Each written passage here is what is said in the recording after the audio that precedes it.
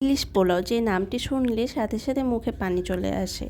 আমরা প্রথমে সরিষার তেলকে ভালো করে গরম করে নিয়েছি। এরপর সামান্য কিছু পেঁয়াজ বেরেস্তা হওয়ার জন্য ভেজে নেব। আমাদের পেঁয়াজটা গোল্ডেন ব্রাউন হওয়া পর্যন্ত আমরা ভাজতে থাকবো। এরপরে এর মধ্যে আমরা দিয়ে দেব দুটো এলাচ, লবণ এবং পেঁয়াজ বাটা। এখানে কিন্তু আর অন্য কোনো গরম মশলা ব্যবহার করা যাবে না। এরপরে আমরা এগুলোকে সুন্দর করে ভেজে নেব একসাথে। ভাজাটা সুন্দর ব্রাউন কালার হয়ে এলে এর মধ্যে আমরা দিয়ে দেব কাঁচামরিচ এবং জিরা গুঁড়ো অথবা জিরার বাটা থাকলে এটি আপনি পেঁয়াজ বাটার সাথে দেবেন। আমি এখানে জিরা গুঁড়ো দিচ্ছি, তাই এটি শেষ পর্যায়ে দিচ্ছি। সেই সাথে ঝাল বানানোর জন্য একটুখানি গুঁড়ো মরিচ দিয়ে দিলাম।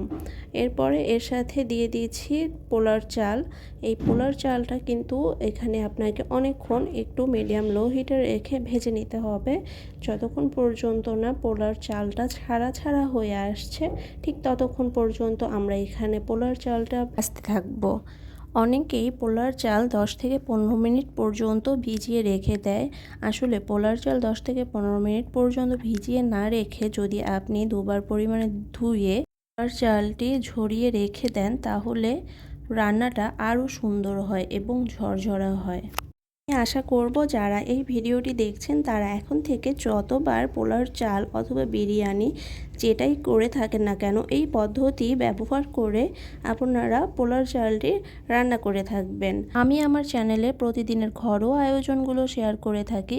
যারা প্রতিদিনের ঘরোয়া আয়োজনকে আরও সুন্দর এবং ভ্যারাইটিস খাবারে আনতে চান তারা অবশ্যই আমার চ্যানেলটি সাবস্ক্রাইব করে রাখবেন এবং আমার পাশে থাকবেন। আশা করছি আমার রেসিপিগুলো আপনাদের ভালো লাগবে। চালগুলোকে ঠিক 5 থেকে 7 মিনিট পর্যন্ত মিডিয়াম লো হিটে ভেজে নিলাম। আমার পোলার চালটি কিন্তু ভাজা হয়ে গিয়েছে।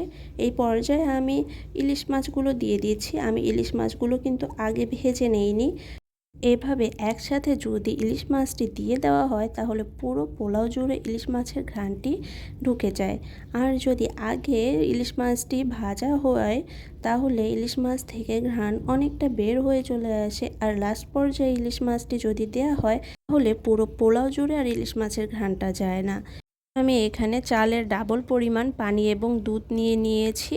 দুধটি অবশ্যই দেওয়ার চেষ্টা করবেন, তাহলে পোলার স্বাদটি অনেক সুন্দর হয়।